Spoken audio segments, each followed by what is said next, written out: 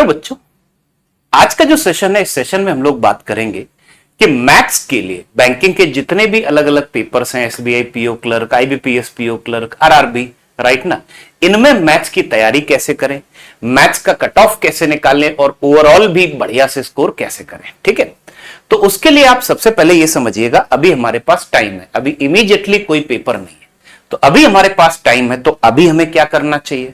उसके बाद में जैसे कि जब पेपर पास में आ जाएंगे तो उस समय क्या करना चाहिए, उसके बारे में प्रॉपर डिटेल में बात करेंगे। ठीक है, तो आप सबसे पहली जो चीज होती है, सबसे पहली चीज ये है कि अभी आपको ना हर एक चैप्टर को सही से पढ़ना है। सही से पढ़ने का मतलब क्या हुआ, जैसे अरिथमेटिक का चैप्टर है, आपने लेट से उठाया सिंपल इंटरेस्ट, कंपाउंड इंटरेस्ट, कोई भी चैप्टर उठाया तो सबसे पहले तो आप उसके जो बेसिक कंसेप्ट है आप वो देखिए, बेसिक कंसेप्ट आप देखिए, और जितने ये कि जो भी जितने डिफरेंट टाइप ऑफ क्वेश्चन जो पेपर में पूछे जा सकते हैं किसी भी पर्टिकुलर चैप्टर से, आप उस पर फोकस कीजिए, हर एक चीज को सही से समझिए। तो कंसेप्ट के साथ में आपका शॉर्ट ट्रिक भी आपको सीखनी है, जो भी शॉर्ट मेथड्स होते हैं उनको भी आपको सीखना है। मतलब कहने का मतलब, उदाहरण के तौर पे अगर मैं बोलूं कि सिंपल इंटरेस्ट, कंपाउंड इंटरेस्ट उठा लिया, तो इसमें जितने भी अलग अलग टाइप के, जैसे सिंपल इंटरेस्ट में ही, सिंपल इंटरेस्ट में क्या है, जैसे एकदम बेसिक से आपने शुरुआत की, मूलधन दिया है, रेट दिया है, टाइम दिया है, ब्याज निकालो या अमाउंट निकालो, या फिर हो सकता है टाइम मिसिंग हो तो टाइम निकालने वाला, या रेट मिसिंग हो या मूलधन मिसिंग हो वो वाला, या फिर किसी व्यक्ति ने अपना कुछ पैसा दो स्कीम में इन्वेस्ट किया है, जो भी है डिफरेंट टाइप।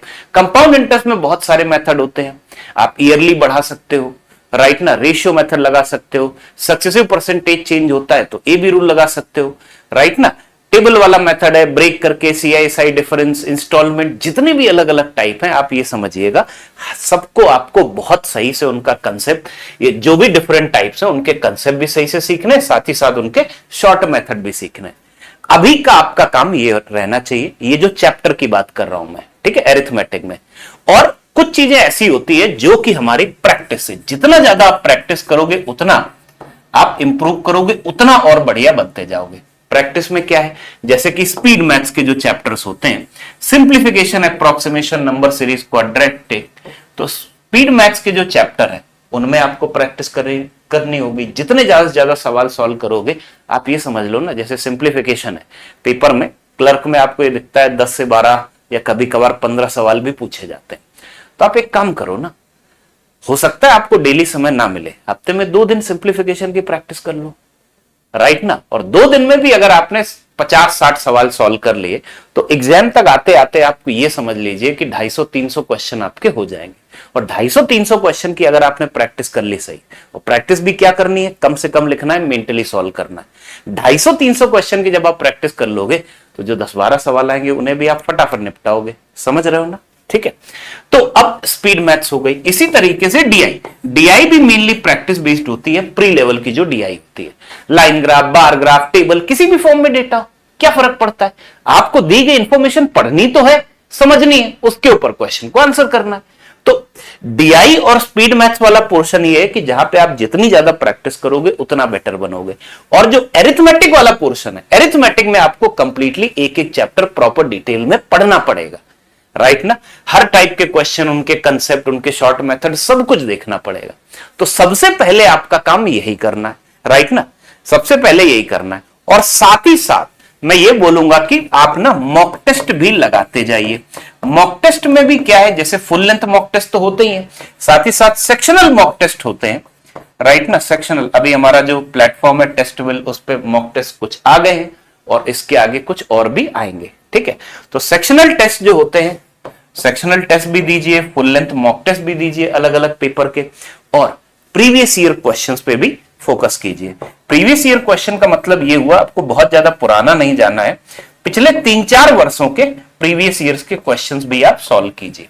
डन ना, इतना अगर आप करते रहोगे ना, इतना अगर आप करते रहोगे तो आप ये समझिए मैथ्स आपकी बहुत स्ट्रांग हो जाएगी, राइट, मैथ्स आपकी बहुत स्ट्रांग हो जाएगी। और वही है, जैसे कि अभी अगर कोई पेपर नहीं है तो अभी आप क्या कर सकते हो, हर हफ्ते में 1 या 2 मॉक टेस्ट दो, ज्यादा नहीं। अभी आपको फोकस कहां पे करना है, अभी आपको फोकस करना है, एक तो चीज रही हमारे पास कि ये वाला जो पोर्शन है अरिथमेटिक के चैप्टर को कंप्लीट करना है, प्रॉपर डिटेल में कोई टाइप नहीं छोड़ना। दूसरा आपको क्या करना है कि जो प्रैक्टिस पे आपको फोकस करना है, स्पीड मैथ्स प्लस डीआई के, इतना कर लोगे ना, जब आपकी सही से तैयारी इतना कर लोगे, बहुत बेहतरीन तैयारी हो जाएगी। तो कैसे सिलेक्शन नहीं होगा? बढ़िया से ऐसा होगा कि जैसे कहीं किसी पेपर में 35 सवाल आ रहे हैं तो 35 में से 35 करके आओगे, या गलती से एक छोड़ दिया 34 करके आओगे। तो वही आपका बाकी सेक्शन के स्कोर को भी, मतलब बाकी सेक्शन में अगर थोड़ा कमजोर भी हुआ तो भी मैथ्स का स्कोर ही आपका ओवरऑल स्कोर को ऊपर लेके जाएगा। समझ रहे हो? तो मैथ्स को स्ट्रॉन्ग पॉइंट बनाना है, इस तरीके से आपको तैयारी करनी है, राइट ना? इन सब चीजों का आपको ध्यान में रखना है। Done, right? और साथ में अब जैसे कि लेट से, ये तो बात हो गई अभी की, अब जैसे लेट से कि हमारा जुलाई आ गई, जहां पे पेपर की शुरुआत हो जाएगी, आईबीपीएस के तो हो ही जाएंगे, बाकी एसबीआई का देखते हैं कब नोटिफिकेशन आता है। तो पेपर से आप ये समझ लो कि 20 दिन पहले से आपका ये होना चाहिए कि एवरी ऑल्टरनेट डे एक फुल लेंथ मॉक टेस्ट हो रहा है।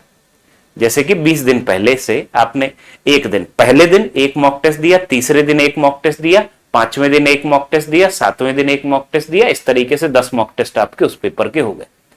और बचे हुए जो इवेंट डेज हैं, राइट ना, मतलब दूसरा, चौथा, छठा, आठवां, उस दिन आपने तीनों सेक्शन के सेक्शनल टेस्ट दे दिए। तो एक तरीके से आपका डेली मॉक टेस्ट हो गया।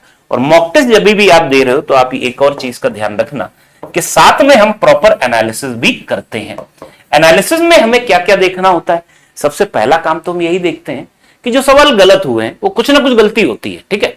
जो सवाल गलत हुए उनमें गलती क्या है, राइट ना, उसको एनालाइज करो। बाद में जो छोड़े हुए क्वेश्चन है उनको कैसे सॉल्व करेंगे। केवल इससे काम नहीं चलेगा, ये बेसिक 2 चीजें तो करनी है, केवल इससे काम नहीं चलेगा। उसके बाद में आपको यह भी देखना पड़ेगा कि आपका क्वेश्चन अटेम्प्ट थे कैसे। कहीं आपने कोई ऐसे सवाल तो नहीं उठा दिए जो ज्यादा लेंदी थे, उस चक्कर में आपको पता चले कि बाद में जो आसान वाले क्वेश्चन रखे थे उनको देखने का ही मौका नहीं मिला, तो क्वेश्चन छोड़ के आ रहे हो। तो जब आप वो प्रॉपर इस तरीके से करते जाओगे ना, तो पेपर तक बहुत बेहतरीन आपकी मैथ्स हो जाएगी, राइट? तो इन चीजों का जरूर ध्यान रखिए।